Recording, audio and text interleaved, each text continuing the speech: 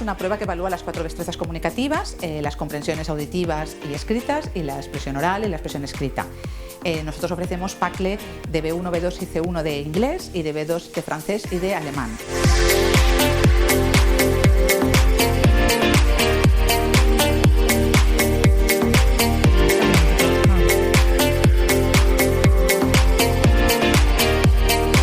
Para los estudiantes Erasmus solicitan niveles B1, B2 de inglés y B2 de alemán y de francés. Por eso, estos candidatos suelen realizar la prueba en septiembre para poder certificarlo antes de diciembre, que es cuando Relaciones Internacionales les pide el requisito lingüístico.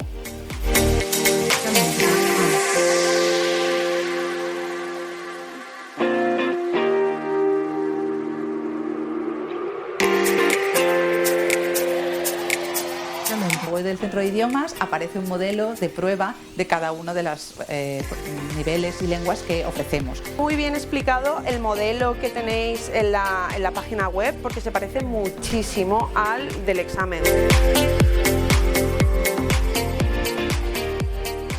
Era lo que más se acomodaba a mis horarios, a mis estudios, y el año pasado hice un curso aquí y entonces no me pude presentar en junio y estas fechas me venían muy bien.